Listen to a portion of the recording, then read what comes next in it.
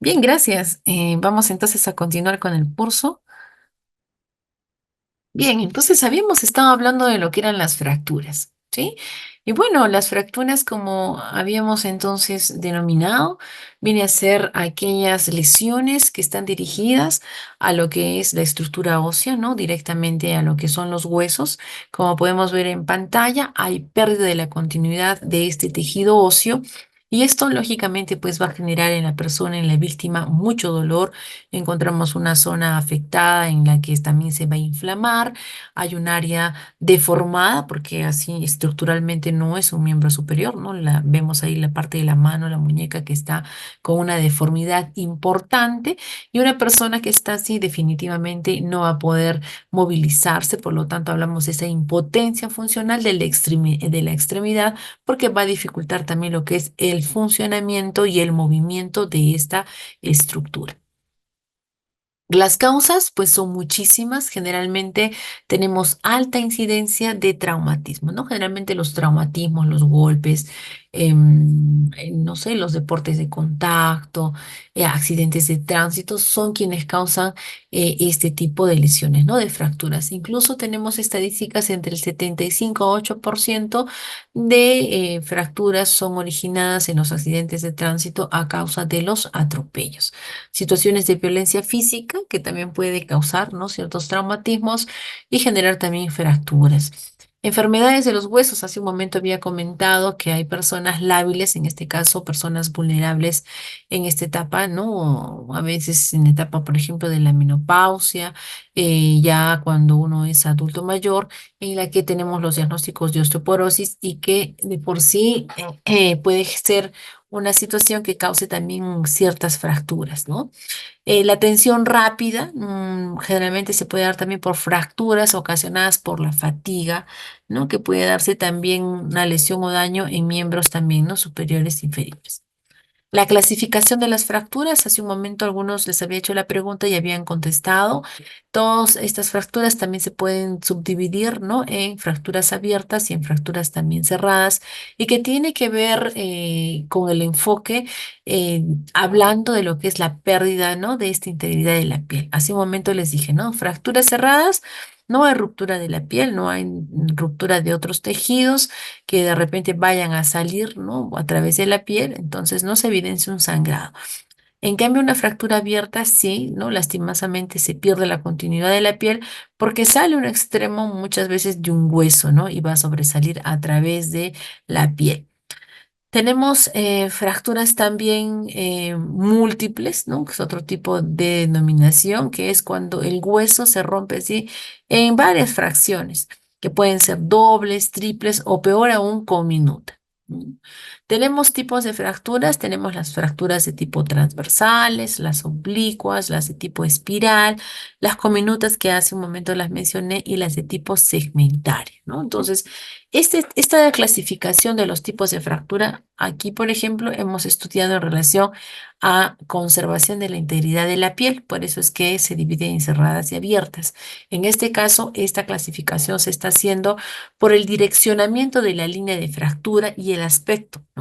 Entonces, en la transversal, por ejemplo, ahí vemos una imagen, ¿no? Hay una lesión en este caso en perpendicular al eje, ¿sí? En el caso de la oblicua, ¿no? Se inclina esta fractura en la dirección del hueso, por ejemplo. La de espiral, ¿no? Vemos ahí, ¿no? Parece un espiral esa lesión. Vemos que sigue un trazado en espiral y está alrededor del hueso. La conminuta cuando tiene tres o más fragmentos que estamos evidenciando ahí, ¿no? Tres o más fragmentos lesionados. Y la segmentaria en el que vemos que el hueso fácilmente lo vemos ahí, ¿no? Roto y además está desprendido, ¿no? Y ahí se evidencia tal cual como está. Son imágenes que las vamos a evidenciar en las radiografías, ¿no? Ahí tenemos las fracturas entonces oblicua, cominuta, en espirales, ¿no? Compuestas o estas que se separa el hueso. Y tenemos aquellas fracturas también, ¿no? Las simples, ¿no?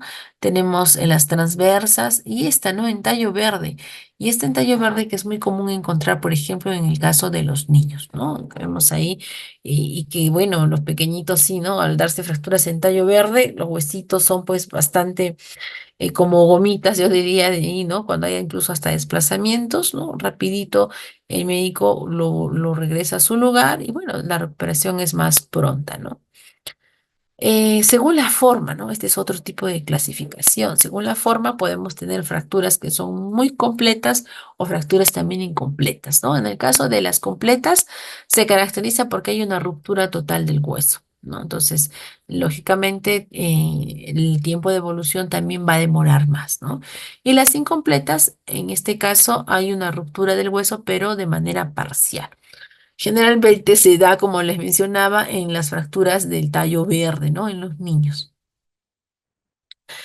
Cuando tenemos estos ciertos traumatismos, en el caso de fracturas y en lo que son, por ejemplo, las luxaciones, a veces es difícil, ¿no? Diferenciar, porque en ambos casos hemos visto que hay dolor, que hay impotencia funcional, ¿no? Y que, bueno, ¿no? Podría de alguna forma causarnos un poco de dificultad para valorar frente a qué situación de emergencia nos estamos nosotros, ¿no? Yendo y también qué medidas de prevención tendríamos que tener, ¿no? Vemos ahí el caso de las luxaciones, ahí, ¿no? En esa estructura de la mano, donde se ha luxado una articulación del metacarpiano, ¿no? Se ha salido, habíamos hablado de las luxaciones, es la salida del hueso de su lugar, ¿no? En el caso de las fracturas, aquí simplemente estamos hablando de que el hueso no se ha salido, sino se ha roto. Y podemos tener de ambas mis, claro que sí, puede darse estructuras en que hay luxofractura, ambas situaciones. Para poder diferenciar, pues en el caso de las luxaciones, podemos oír incluso chasquidos, chirridos durante la lesión. Hemos visto que se cae, ¿no? El miembro afectado se cae, hay acortamiento también del miembro. Y bueno, va a depender, ¿no? En muchos casos podemos encontrar también eh, la presencia de, en caso de las fracturas, aparece una zona, ¿no? Lesionada, deformada. Y que bueno, en este caso puede haber incluso lesiones en las que el hueso sobrepase la piel, ¿no? Recordemos que cuando hablamos de estas fracturas abiertas, parte de nuestra intervención, ¿no? Hay que tener bastante cuidado porque nosotros no debemos de ingresar el hueso que ha salido hacia afuera. No ingresamos, simplemente inmovilizamos, podemos colocar, ¿no? Limpieza y desinfección en la zona, ¿no? Un antiséptico, ferulizamos un vendaje y hacemos el traslado a estas personas. Tampoco se les da ni agua ni líquidos porque estas personas tienen que entrar a quirófano para hacer una limpieza quirúrgica por la exposición del hueso, ¿no? Una vez que los huesos de una persona están íntegramente cuidados, ¿no? Internamente, pero cuando estos salen al medio externo, sabemos que estamos llenos de gérmenes, aún más cuando se dan accidentes de tránsito, otras situaciones en las que no son medios o escenarios, por así decirlo, estériles, ¿no? Siempre hay esa contaminación con el medio externo y eso pone también en riesgo, ¿no? De infección a la persona. Entonces, no les damos ni agua ni alimento, pero más que pidan, a veces cuando hay sangrado, uno siente esa sensación de querer ingerir más líquido, ¿no? Tiene sed, pero no podemos hacerlo porque ya sabemos que van a entrar a quirófano, ¿no? Y no queremos complicaciones a posterior. Síntomas, bueno, va a haber hinchazón como vemos en la fractura, hematomas, puede haber incluso sangrado, y eso es algo característico a veces en las fracturas, ¿no? La presencia del hematoma, el dolor intenso, la deformación de la estructura afectada y puede también sentir entumecimiento y hormigueo. ¿Qué debemos evitar, ¿no? Evitar reintroducir, como hemos mencionado, estos fragmentos del hueso, ¿no? Que han salido hacia afuera. Y la inmovilización inmediata es lo más importante que debemos de hacer. Hace un momento les dije, ¿no? Una fractura que está inmovilizada ya no duele tanto, ¿no? La prevención de hemorragias, que también es importante tenerlas, prevención también de infecciones, sobre todo en las fracturas abiertas. Hay que prevenir, tratar el shock, ¿no? Hay dolor, puede haber sangrado, hemorragias que compliquen también la situación médica, en este caso de la persona, ¿no? Y el traslado inmediato a un centro hospitalario para poder saber, ¿no? qué hay que hacer en caso de shock. Bueno, el personal de salud aplicará todas las medidas, ¿no? Del shock, sobre todo, ¿no? El aporte, conservar la volemia, ¿no? Una adecuada presión arterial, líquidos. En el caso de las infecciones, ¿no? Será importante considerar, ¿no? La antibiótico-terapia también importante, y en el caso de hemorragias, bueno, dependiendo del caso, sea, ¿no? Lo que es el control de hemorragias, de repente, ¿no? Con compresión, ¿no? O un vendaje también.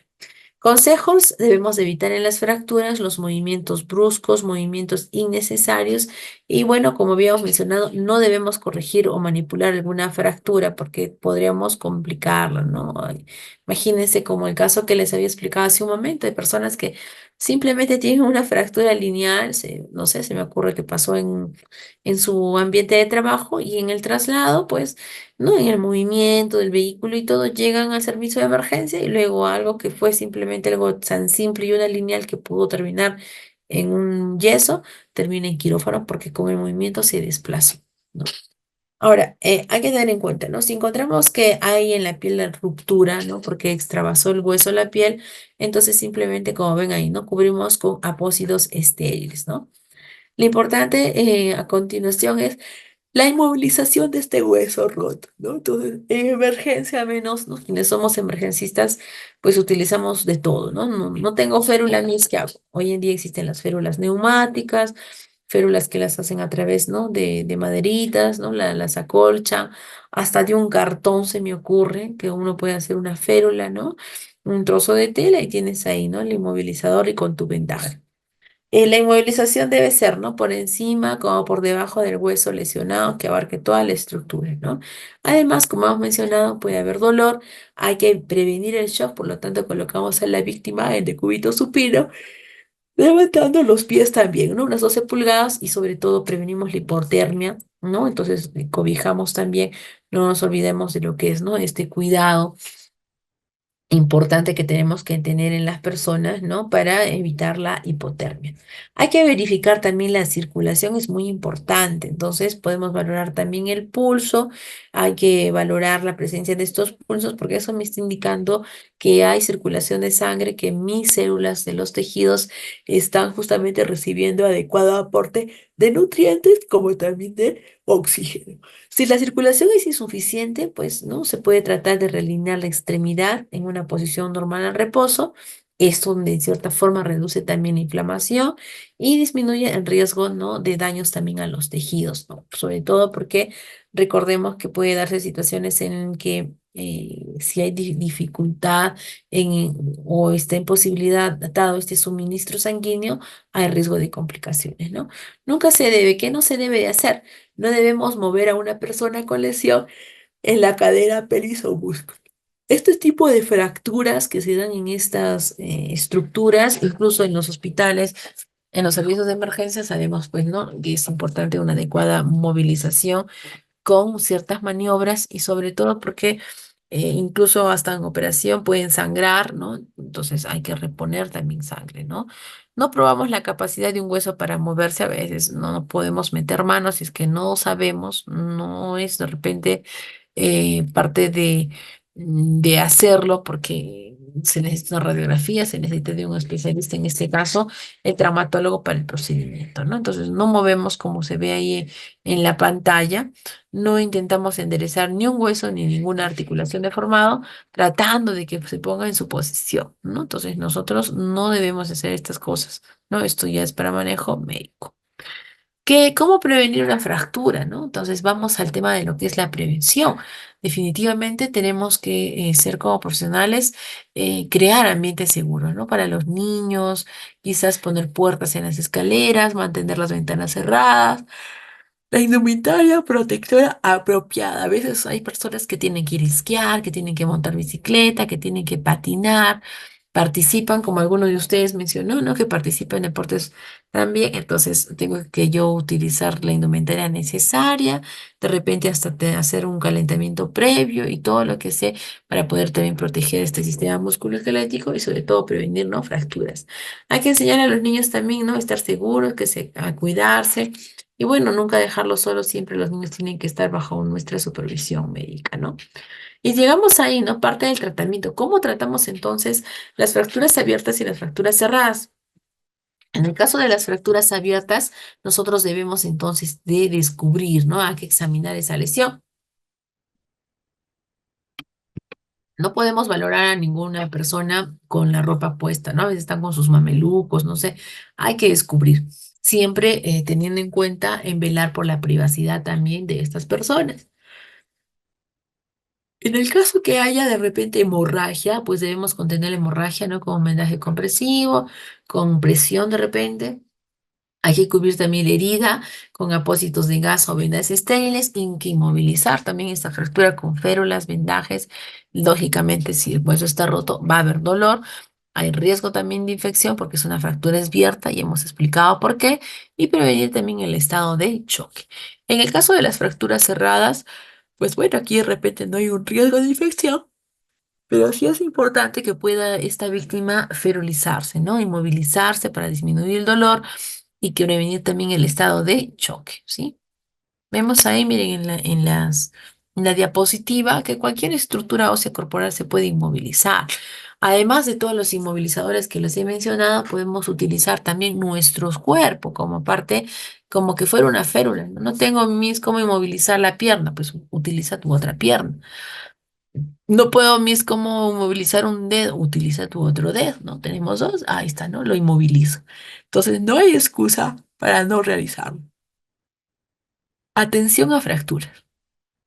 En las fracturas abiertas, entonces ya hemos dicho, ¿no? Se hace la colocación de una gasa, un paño limpio antes de poder inmovilizar. Una vez que cubrimos esa fractura, porque no vamos a hacer que recorra, ¿no? Toda Arequipa con la fractura abierta y hasta que llegue a un hospital, ¿no? No, hay que cubrir. Disminuimos el riesgo de infección. Cubrimos la herida totalmente, inmovilizamos también la fractura, ¿no? A la posición en la que se encontró. No tratamos de colocar el hueso a la posición original, ¿no? No, no lo puedo hacer. Al WhatsApp, Violeta, al WhatsApp. No hay que dar masajes, no aplicamos ungüentos, tomadas, no amarramos sobre el sitio de fractura y el transporte adecuado también a un centro asistencial, que es muy importante, ¿no? Fracturas de clavículas es otra situación que también se maneja en los hospitales.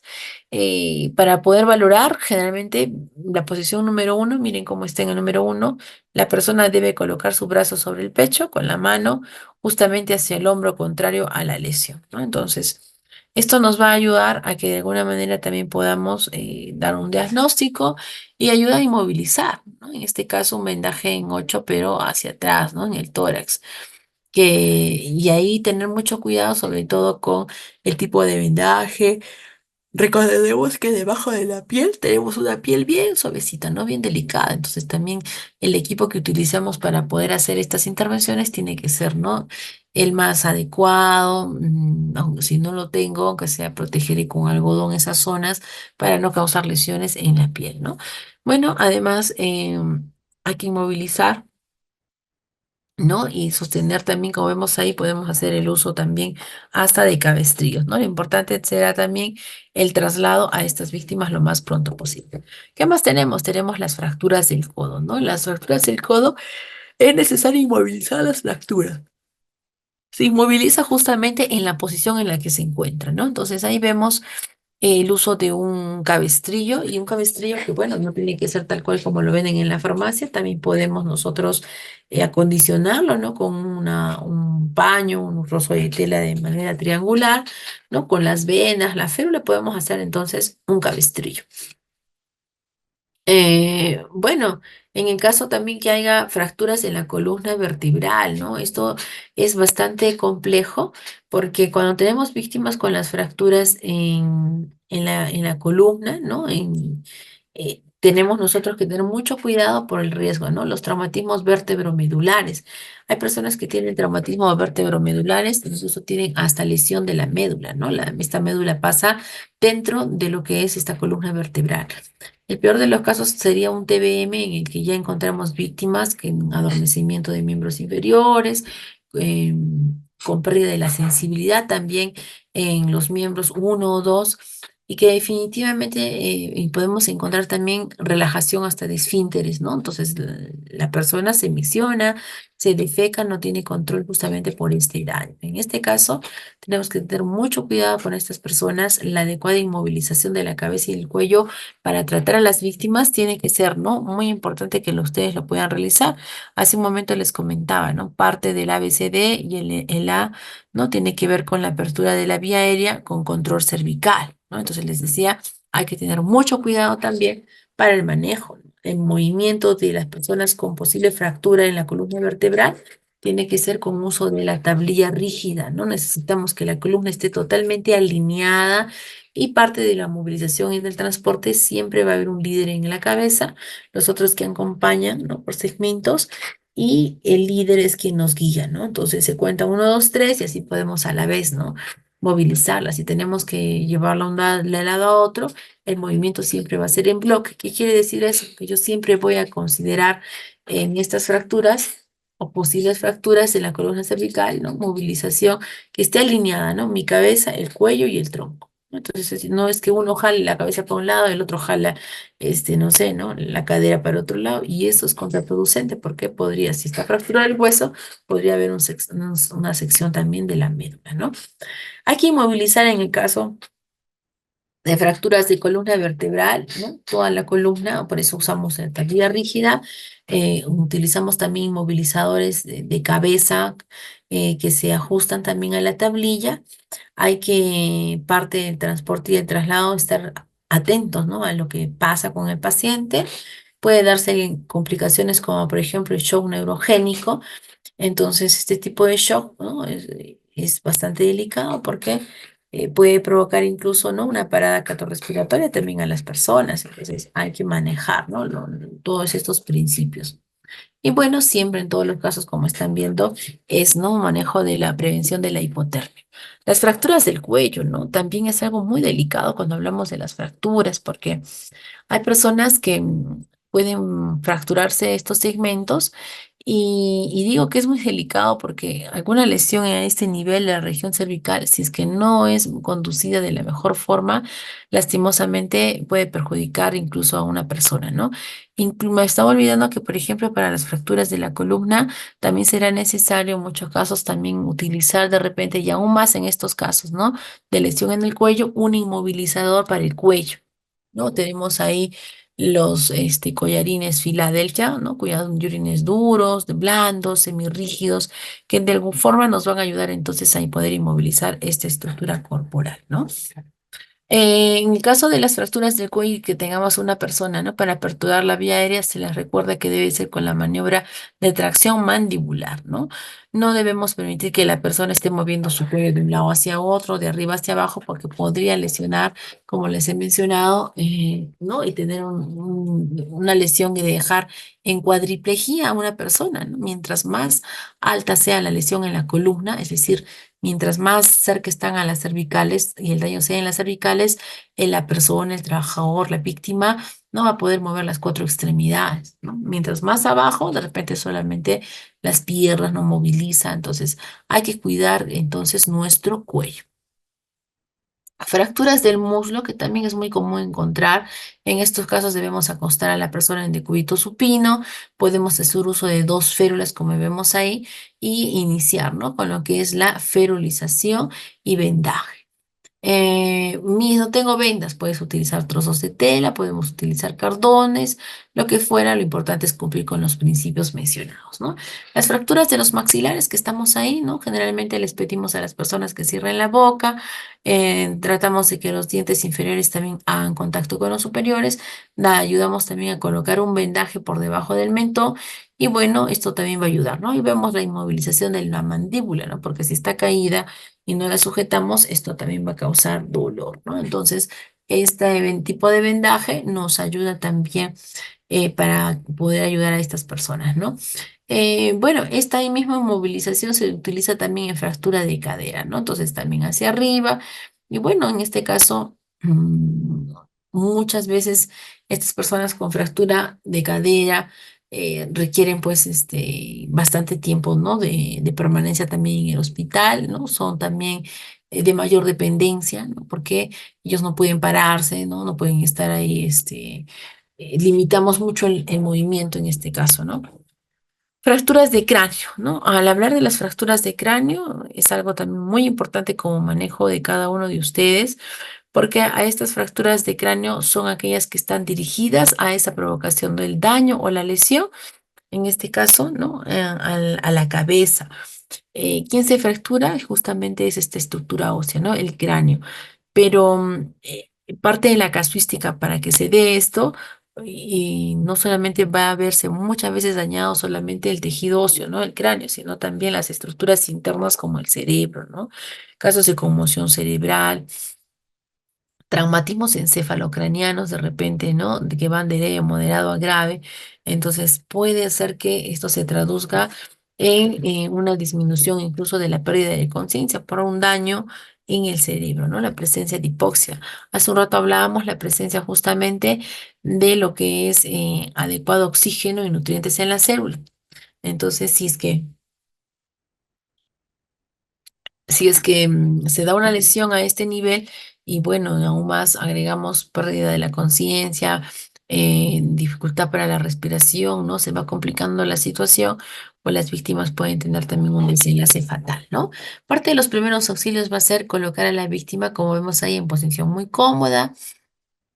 Hay que movilizar también la cabeza de lado a lado. Podemos utilizar, ¿no? Bolsas de arena en ambos lados, si es que no tenemos el inmovilizador de cuello y cabeza. Si encontramos alguna herida en la cara, en el cuello cabelludo, como vemos, ¿no? Siempre que encontremos alguna herida en alguna estructura, lo primero que tengo que hacer, ¿no? Limpieza y desinfección y cubrir simplemente estas zonas, ¿no? Con apósitos. Hay que controlar el pulso, la respiración. Los traumatismos encefalocranianos pueden vulnerar la función también neurológica de las personas y poder complejizarlas y llevar, ¿no? Como lo había mencionado, a parada cardiorrespiratoria. Lógicamente será importante llevar a estas víctimas a un centro asistencial lo más pronto posible. Y ahora sí, tenemos aquí el traumatismo encefalocraniano, denominados también los TEC, ¿no? Los TEC, así se llama, TS. Y estos TEC o traumatismos encefalocranianos tienen alguna denominación también. Pero antes me gustaría que ustedes también de repente a través del chat puedan decirnos, ¿no? ¿Qué entienden ustedes por estos traumatismos encefalocranianos? Que nos cuenten si en alguna oportunidad ustedes han de repente dado atención a una víctima con un TEC, saben quizás cómo se clasifican, qué hacer frente a los traumatismos encefalocranianos. A ver qué nos pueden comentar a través del chat. Vamos escribiendo, a ver, ahí hay un comentario. La concusión, sí, también puede generarse concusión, ¿no? Bueno, situaciones que se van a dar justamente por este movimiento, ¿no? A veces situaciones de aceleración, desaceleración. eh, el cerebro, quieran o no, está protegido por el cerebro, pero también se va a golpear contra estas paredes, ¿no? Eso provoca que el cerebro también se inflame. Y bueno, la víctima va a tener también una sintomatología, ¿no? Algo que no me olvidé de mencionarles en lo que son estas fracturas del cráneo, ya hablando de lo que son los accidentes de tránsito y, bueno, situaciones que no pueden tener esta casuística. Por ejemplo, el síndrome del latigazo, ¿no? Que cuando nos chocan por atrás y estamos con el cinturón, no te vas hacia adelante y hacia atrás, ¿no? Y el cuello se gira, ¿no? De tal forma con estas fuerzas de aceleración y desaceleración suficientes para provocar un daño también en el cráneo, ¿no? Y podemos causar alguna fractura o lesión. Entonces hay que tener mucho cuidado también con esto, ¿no? El signo de latigazo. Bien, a ver qué más nos han escrito a través del chat.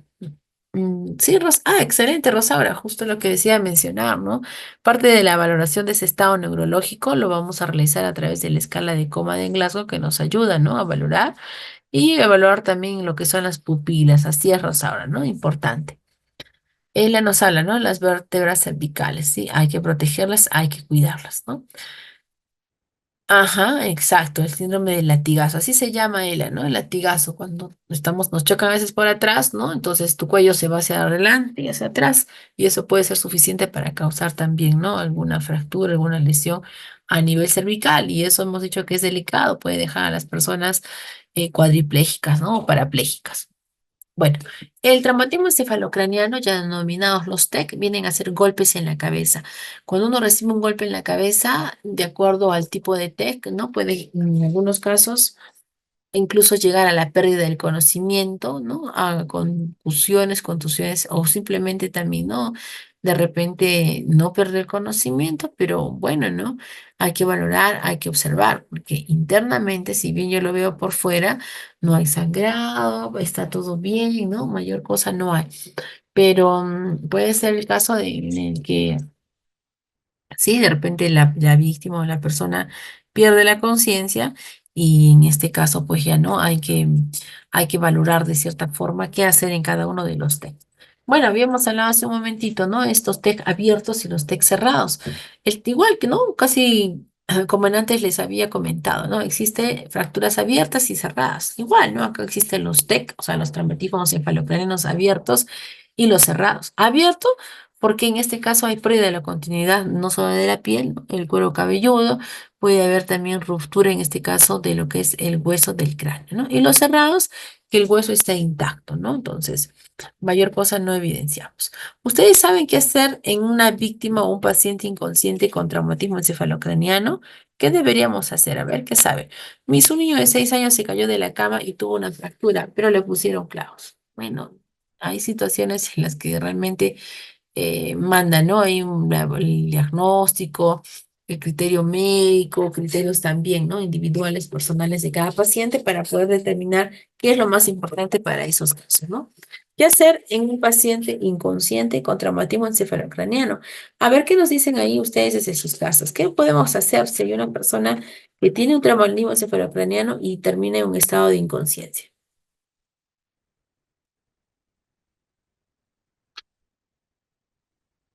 A ver qué nos dice, vamos a ver. Mm,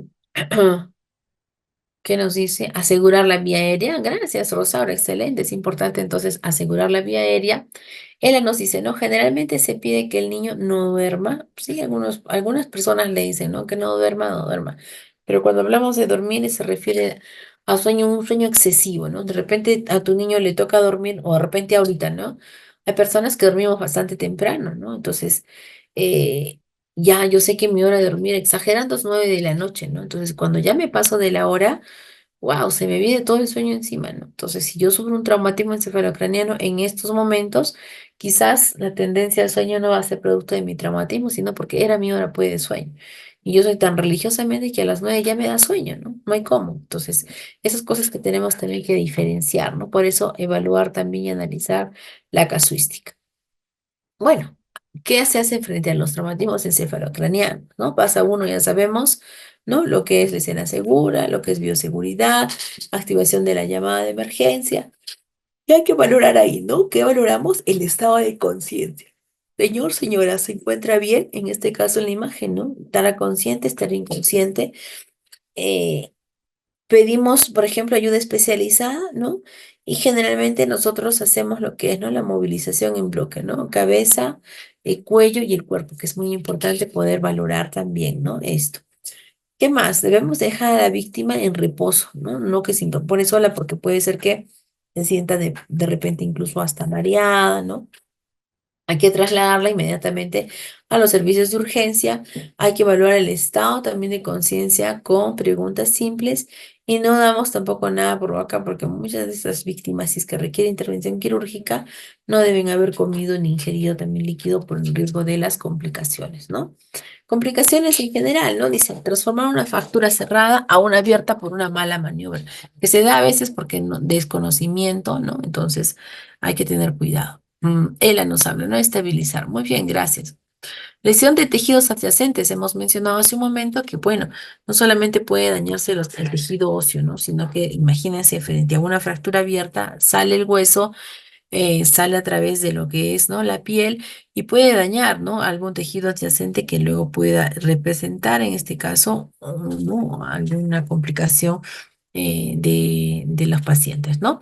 Hemorragias, pueden darse también shock, ¿no? Shock por sangrados, puede darse también infecciones en el caso que tenemos, ¿no? Las fracturas abiertas, ¿no? Y ahí vemos cómo también se puede realmente ferulizar, ¿no? Patologías no articulares, ¿no? Las contusiones. ¿Qué entendemos entonces por contusiones? ¿Qué entienden ustedes por contusiones? A ver qué nos pueden decir en el chat. ¿Qué será una contusión? A ver, escríbanos qué será una contusión. a qué les recuerda hablar de contusiones? ¿Qué será una contusión?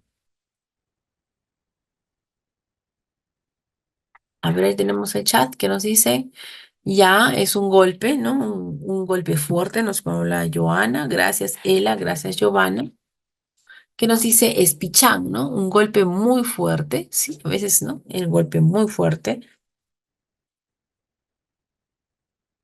Y bueno, ustedes mismos los están mencionando, ¿no? Entonces, una contusión viene a ser una patología no articular que puede provocar, ¿no? Un golpe, imagínate, ¿no? Ah, ya, no, me dio un golpe.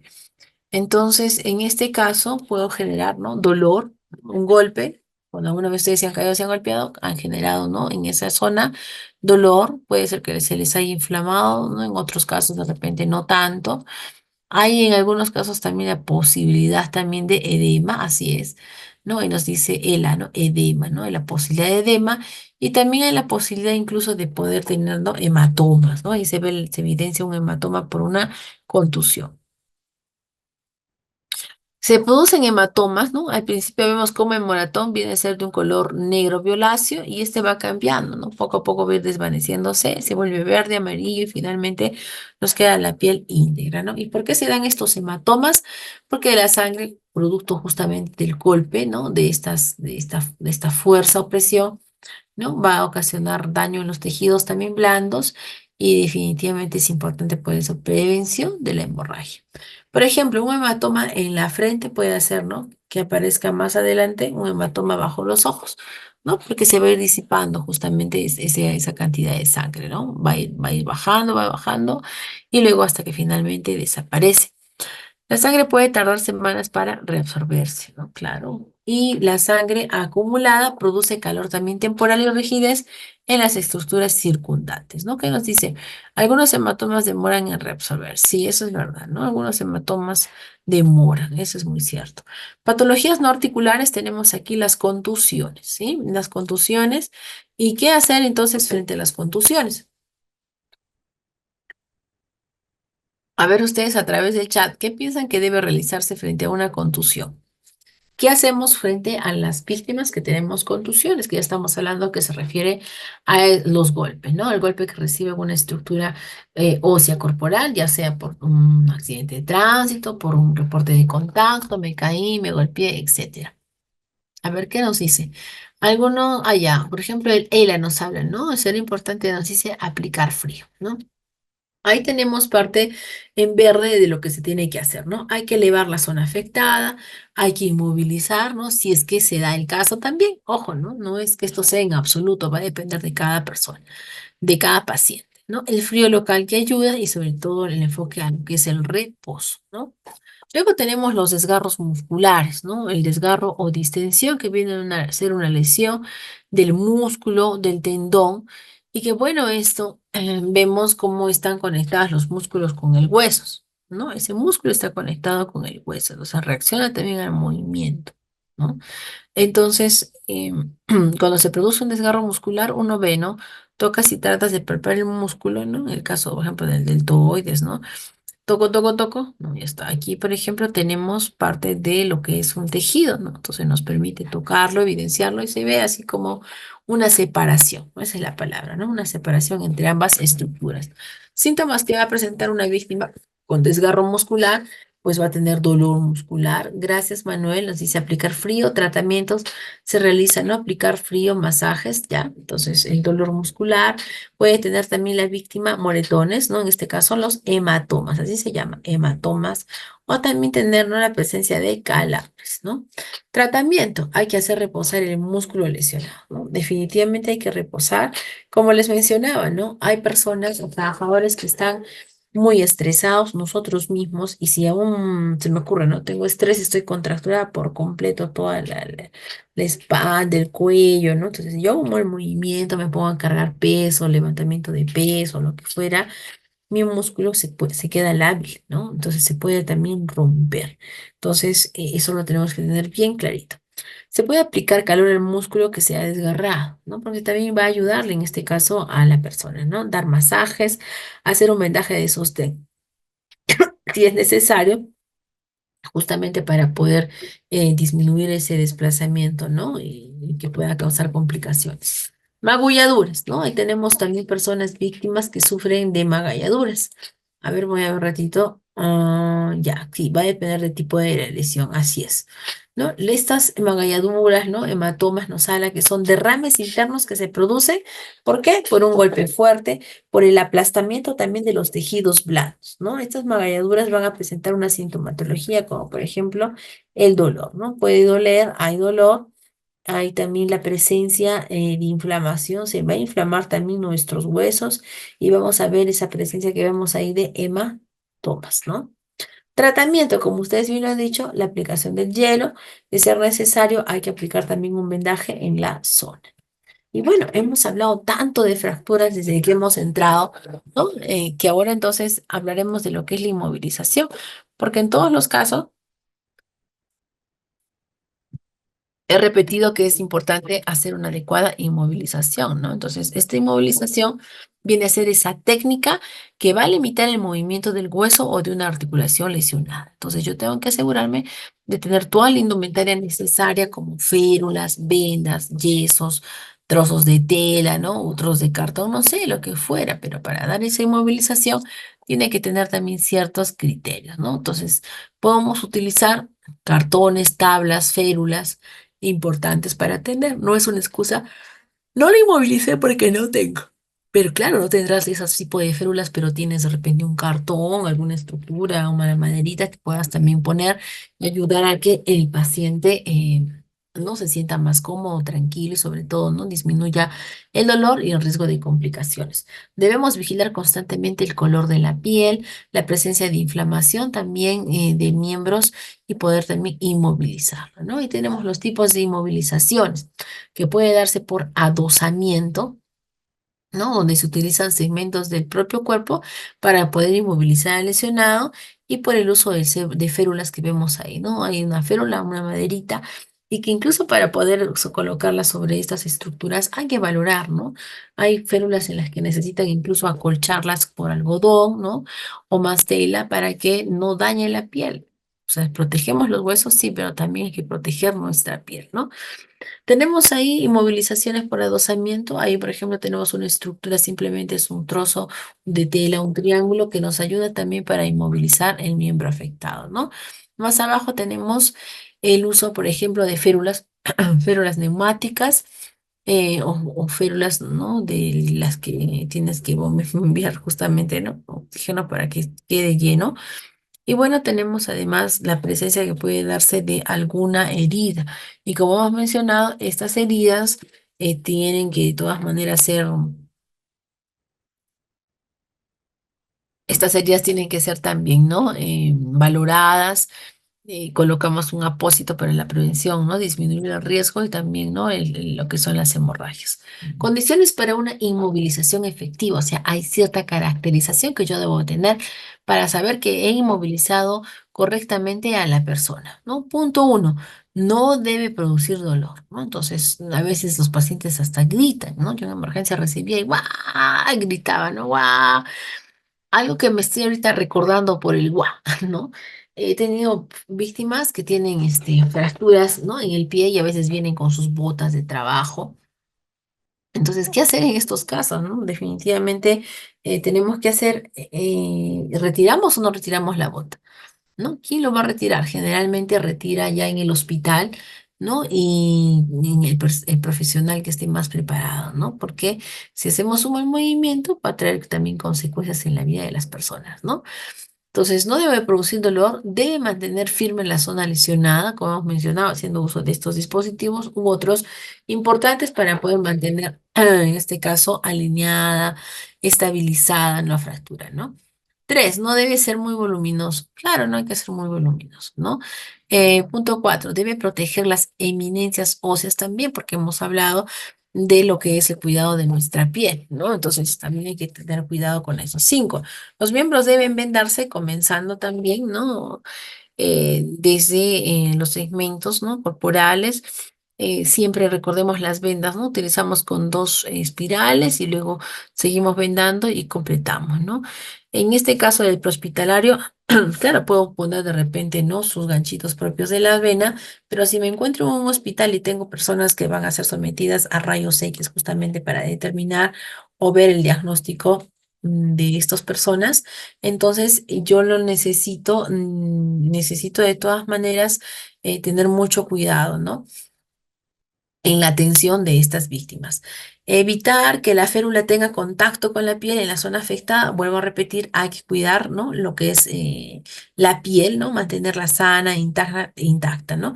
La extremidad hacia la raíz, bueno, hay que de todas maneras inmovilizar correctamente. A veces ponemos inmovilizadores en el que no está todo el segmento, ¿no? Entonces habrá que inmovilizar todo el bracito y como he dicho, ¿no? Se puede utilizar todos los recursos, no hay excusa, ¿no? Hasta un dedo, como dije, el otro dedo también te sirve de férula. Entonces, puedo utilizar, ¿no? Todas mis herramientas necesarias para inmovilizar, pero que tenga esta característica importante, ¿no? Que sean recursos que no vayan a lesionar más la piel porque tenemos que protegerla, ¿no? Inmovilización de miembros superiores, vemos ahí, tenemos la inmovilización incluso, ¿no? Por, hay vendajes, cabestrillos, férulas, e inmovilización de las costillas que también puede darse, ¿no? Y se ha puesto también, ¿no? Un vendaje, en este caso, del tórax. La inmovilización de la mano, que podemos hacer, como ustedes ven ahí, también, ¿no? El uso de férulas, vendajes simples, que los vendajes no deben estar ni muy fuertes, ¿no? Con el punto de que usted mira, ¿no? La vitalidad de los dedos a través de los dedos y uno mira y están los dedos morados. Está mal, ¿no? Es un vendaje demasiado compresivo. Entonces eso le va a causar dolor, malestar a la persona. Tampoco deben ser tan sueltos que se le cae el vendaje, ¿no? No. Vemos la inmovilización también del tobillo, miren cómo se da, ¿no? A través también de, ahí hay con una toalla le han hecho, ¿no?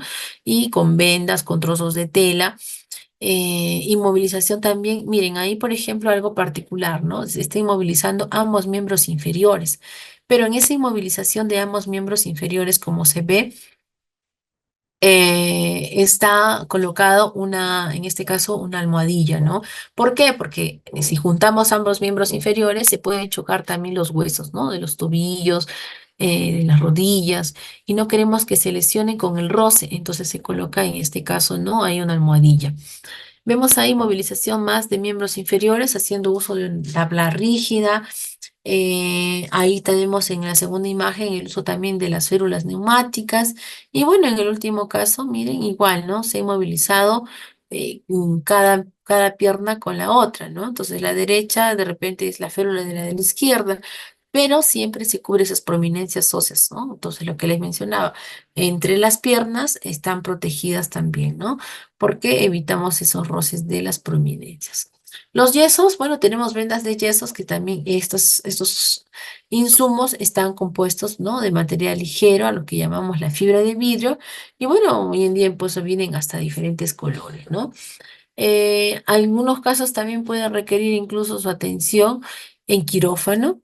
El criterio médico, pues, va a variar también, ¿no? Valorando también el estado de cada paciente. Y bueno, el fracturado generalmente, en la mayor parte de los casos, gracias a Dios, puede irse hasta su casa, ¿no? Se va a su casa y en otros casos, lastimosamente, tiene que permanecer en el hospital, ¿no? Porque ya se complica también su situación. Este criterio, pues, va a depender también de la gravedad de las lesiones. ¿Cuánto mis tengo que utilizar un yeso? Va a variar, ¿no? Va a variar de tu estado. A veces, ¿no? Son colocadas entre los 4 a 8 semanas, ¿no? O hasta 6 también. Una lesión en la pierna podría necesitar, en muchos casos, también muletas, ¿no? A veces es necesario colocar las muletas, a veces es necesario también el uso de los andadores para que estas personas puedan moverse. La fisioterapia, que es muy importante también tenerla en cuenta para que estas personas puedan de alguna manera recuperar, ¿no? Esa funcionabilidad de la estructura que estuvo inmóvil por bastante tiempo. Algo también importante que nosotros, a estas personas que utilizan las muletas, los andadores, que usan las sillas de ruedas, tenemos que ver, ¿no? Si realmente corresponde o tiene el fin para el que estamos indicando, ¿no? A veces no son seguras y a veces el lesionado termina con peores lesiones, ¿no? Se puede caer, se puede golpear. Vemos en pantalla ahí la inmovilización espinal completa y que miren, ¿no? Vemos la colocación correcta de lo que es el cuello, ¿no? Ese collar cervical, ahí está reposa todo su cuerpo sobre una camilla rígida, que incluso tiene ahí, ¿no? Sus cinturones de seguridad, porque esa víctima uno la puede cargar a la voz de tres, la puede parar, o sea, se puede hacer todo, ¿no? Y como vemos, está cuidando esa inmovilización correcta, ¿no? Ese alineamiento entre cabeza, cuello y el tórax, ¿sí? Entonces, también estas bandas de seguridad evita que la víctima se pueda caer cuando son trasladadas en la tolva, cuando son trasladadas en las ambulancias. Entonces, hay movimiento, necesitamos estabilizarla, ¿no? El uso de los inmovilizadores laterales que van justamente, ¿no? Inmovilizando la cabeza y el cuello, que se ayuda. Pero si vemos en esta inmovilización espinal completa, el cuello tiene un collarín, ¿no? Un collarín rígido que también está ayudándole. Y bueno, además de los inmovilizadores laterales, ¿no? Entonces, esta es una inmovilización espinal completa, ¿no? El uso de la tabla rígida, el uso del collarín cervical y el uso también de inmovilizadores laterales para la cabeza y cuello, ¿no? El trabajo es en equipo, ¿no? Entonces, vuelvo a repetir, el líder va a ser la persona que más de repente preparada esté y se va a colocar justamente, ¿no? En la cabeza para poder dar la voz de tres, ¿no? Entonces, a la voz de uno, dos, tres levantamos, a la voz de uno, dos, tres caminamos, ¿no? Entonces, hay que llegar a ese equilibrio. El transporte. En estas víctimas también es importante el transporte, o sea, no solamente termina con hacer el adecuado diagnóstico, no solamente termina con inmovilizar, sino que termina con el transporte. O sea, de repente yo atendí en el prehospitalario, pero durante el transporte algo obvio o algo no pasó bien y la persona puede complicarse o morir. Entonces, hay prioridades también a tener en cuenta durante el transporte, ¿no? Como es la revisión de procedimientos críticos en la cena, ¿no? En el móvil, contactar con el hospital. Es decir, que si a mí me pasa algo aquí en el sector de la mina, entonces voy a mandar una víctima al Honorio Delgado, ¿no? Entonces, que sepa también el personal de salud qué víctima estoy llevando. Siempre hay bastante comunicación también entre centros asistenciales para el tema de referencias y contrarreferencias de heridos, ¿no? La revaluación continua, que es muy importante, valoramos entonces en la revaluación continua el nivel de conciencia de la víctima, está consciente, no está consciente, revisión de la vía aérea, ¿no? ¿Cómo está ya permeable? Recordemos que el estado de inconsciencia, cuando uno entra en estado de inconsciencia, la lengua se va, ¿no? La lengua como un músculo se va hacia atrás y dificulta el acceso al oxígeno, ¿no? Dificulta el acceso de la buena respiración. Entonces, ¿qué tengo que hacer?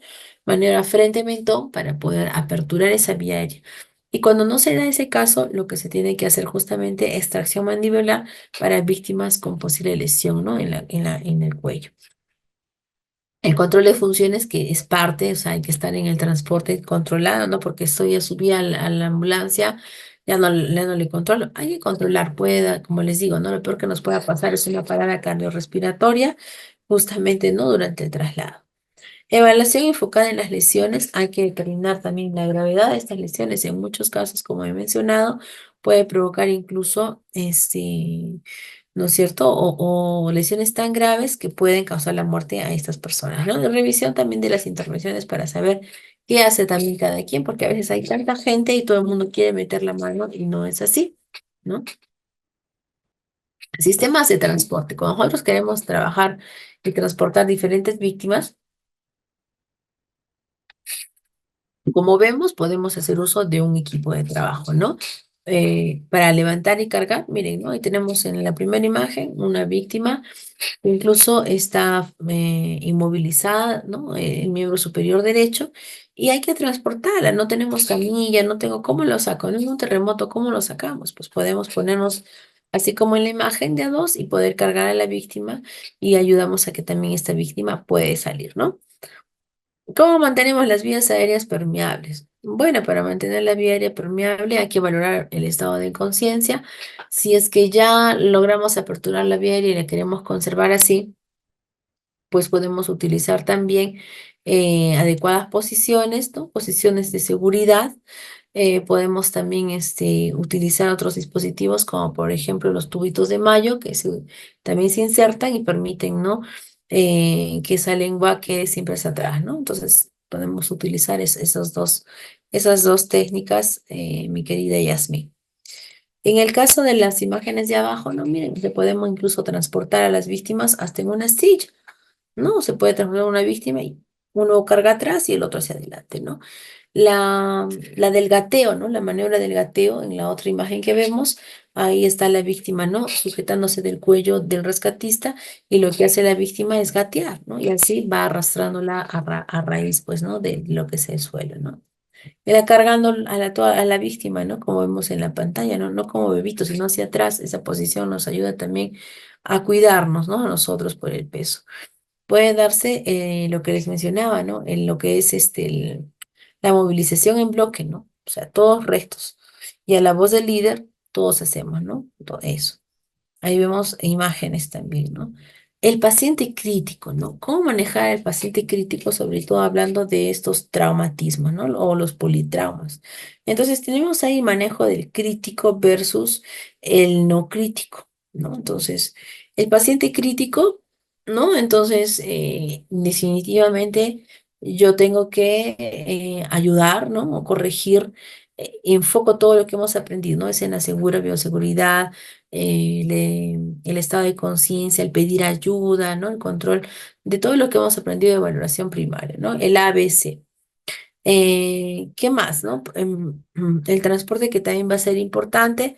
Cada 3 minutos tenemos que estar valorando a esta persona porque justamente es un paciente crítico, ¿no? Yo le tomé ahora la frecuencia respiratoria, le tomé la presión, el pulso, ¿no? Lo que fuera, pero de repente de acá a unos 5 minutos cambia, ¿no? Aparentemente cuando le tomé todo estaba normal, pero de acá a 5 o 10 minutos, ¿no? Cambió, puede haber un sangrado interno, algo se complejizó y cambia, entonces hay que estar con él, ¿no? Y bueno, la evaluación también, ¿no? La valoración secundaria. En el caso del paciente no crítico, pues bueno, ¿no? Va a depender, en algunos casos se puede dar fase de resucitación, la evaluación secundaria y también, ¿no? No olvidarnos en este caso inmediatamente, ¿no? Empaquetar y poder trasladarlo inmediatamente. Tenemos ahí en ese cuadro las cuatro situaciones que van a afectar este sistema musculoesquelético y con las señales, ¿no? Entonces, para que nos quede también bien clarito, ¿no? Entonces, las fracturas ya sabemos que son situaciones que van a afectar al hueso. En el caso de las luxaciones, ¿no? Es ese huesito que sale, ¿no? De su lugar y que va a provocar, ¿no? También imposibilidad de movimiento y todo lo mencionado. En el caso de las esguinces, pues hemos hablado que es, ¿no? Las lesiones justamente al ligamento parcial o total. Y los desgarros son por dolor, ¿no? Súbito muchas veces, ¿no? Hay sensación incluso, ¿no? Del tirón. En general, nos dice ahí, ¿no? De la impotencia funcional. Como vemos, en todos hay impotencia funcional, ¿no? En el caso del esguince va a variar, ¿no? De acuerdo al grado también de lesión. En el caso de inflamación, también todos van a presentar inflamación. En el caso de los desgarros, pues va a depender también del tipo de desgarro, ¿no?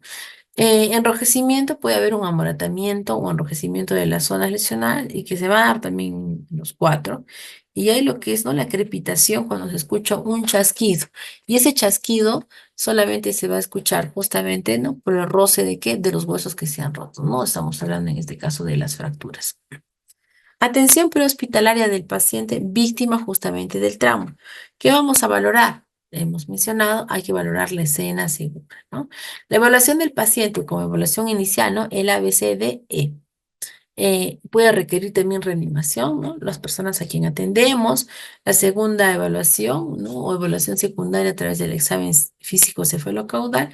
Y cuidados también definitivos y de transporte, porque hemos visto que no solamente se quedan nuestros cuidados en inmovilizar la zona, sino también hay que transportar correctamente a estas personas, ¿no?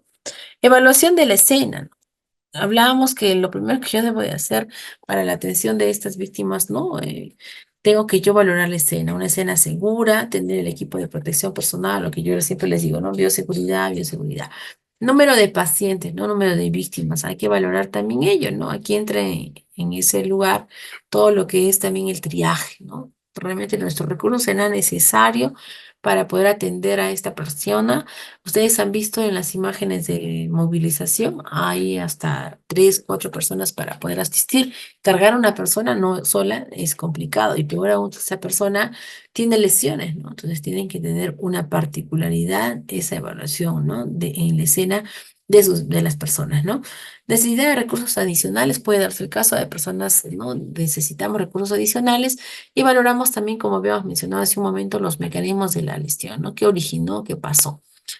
Y aquí aplicamos a esto que llamamos la cinemática del trauma, ¿no? Que nos hace analizar justamente un escenario y poder de alguna manera pensar que puede tener ciertas lesiones, ¿no? Nuestro cuerpo tenemos órganos que están en nuestro lado derecho y órganos que están al lado izquierdo. Si yo recibo el impacto por el lado derecho, entonces tengo más riesgo a lesionarme los órganos que están en ese lado, como por ejemplo el hígado, ¿no?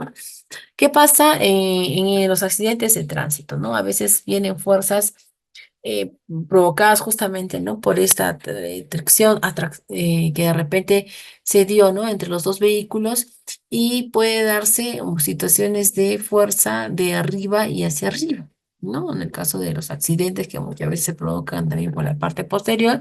Entonces,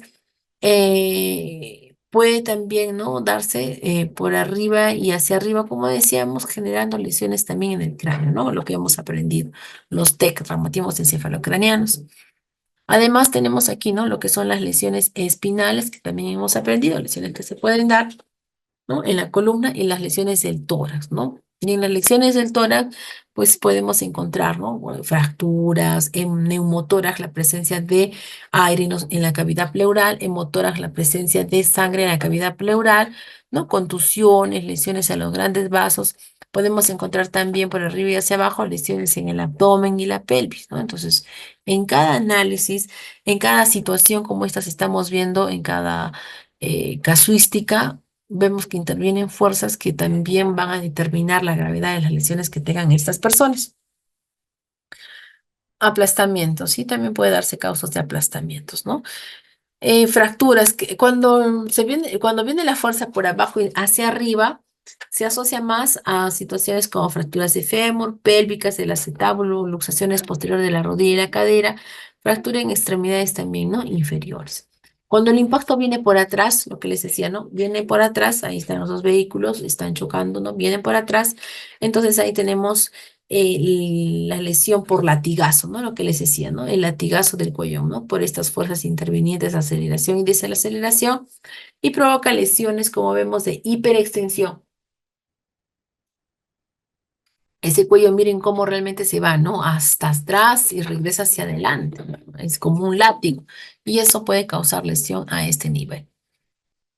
Impactos laterales cuando viene la fuerza de aceleración por el costado, ¿no? Ya sea por el lado derecho o por el lado izquierdo. Y frente a esto podemos encontrar también lesiones, ¿no? Como en la clavícula, en el tórax, en el abdomen, y ahí uno puede localizar. ¿Qué queda hacia el lado derecho? ¿Qué queda hacia el lado izquierdo? Quizás me dañé el hígado, quizás me dañé el vaso, no sé. Entonces, órganos también importantes, ¿no? En el ser humano. Podemos encontrar lesiones también en abdomen, de pelvis, lesiones del cuello y la cabeza, ¿no? Bueno, atención prehospitalaria del paciente del trauma, ya hemos visto, ¿no? Importante la evaluación de lesiones seguras, la evaluación del paciente, eh, los 5, ¿no? ABCD que tenemos que tener en cuenta, ya sabemos a qué nos referimos a cada uno de ellos. Quizás necesite también atención, ¿no? La reanimación, el examen físico, ¿no? La segunda evaluación y, bueno, cuidados finalmente definitivos y de transporte. La evaluación del paciente está considerada como evaluación inicial, la reanimación inicial, segunda evaluación y los cuidados también definitivos, ¿no? Esta evaluación inicial, el ABCD tiene que ver, ya había mencionado, ¿no? Vía aérea permeable, buena ventilación, C, circulación y hemorragia, D, con disfunción neurológica, aquí habíamos hablado de la escala de coma de Glasgow, y bueno, finalmente la exposición corporal que tiene que ver con la disminución de hipotermia.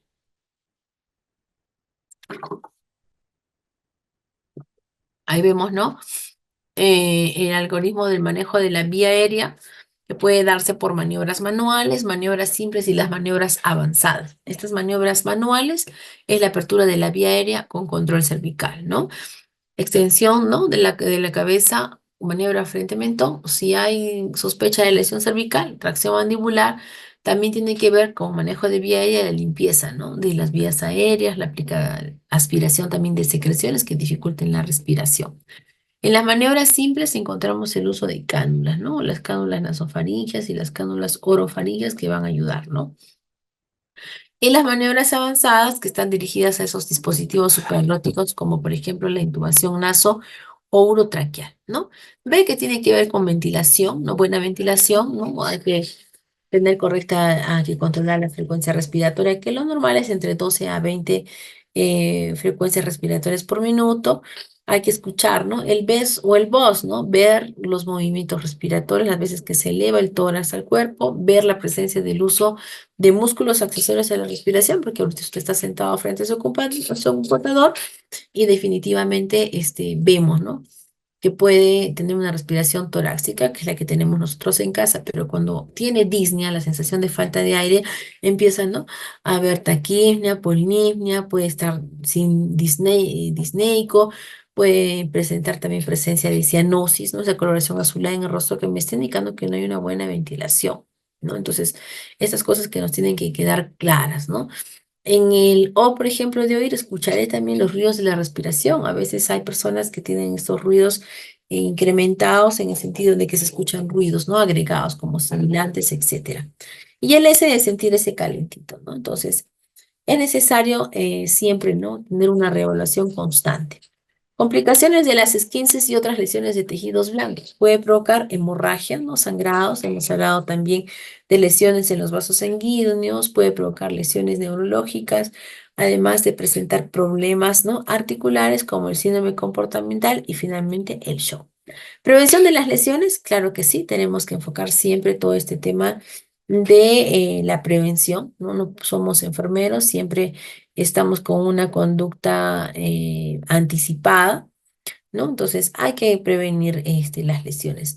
Antes de que me olvide, uno de ustedes había mencionado también en el caso de este tipo de traumatismos en los encefalocranianos, si más no recuerdo, les había mencionado y uno de ustedes también escribió, ¿no?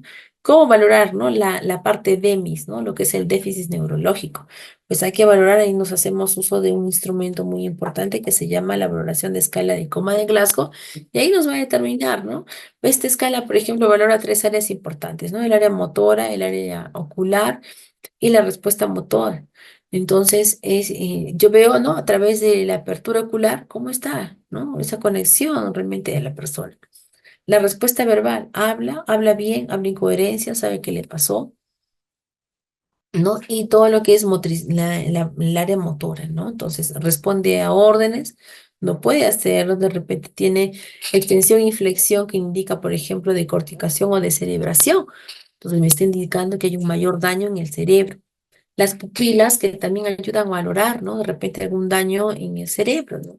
Entonces, ahí tenemos, por ejemplo, pupilas isocóricas que son iguales y las pupilas anisocóricas, que hay una grande y una chiquita. Y esto ya me está indicando daño también en el cerebro. Bien, lo que es prevención entonces de lesiones, ¿no? Nosotros como profesionales, educadores, tenemos entonces también que enseñar, ¿no? A cómo prevenir las lesiones. Si utilizas, por ejemplo, bicicletas, patines o patinetas, debieras utilizar algún casco de seguridad. Si utilizamos nuestro vehículo, por más que vayamos a viajar, a veces no les gusta a los niños, por ejemplo, ir, ¿no? Sentaditos en su coche, ni mucho menos utilizando de repente un cinturón de seguridad. Pero hay que hay que saber llegar a ellos y sensibilizarlos de tal forma que sepan que el uso de estos dispositivos van a asegurar también, ¿no? Su vida, su salud.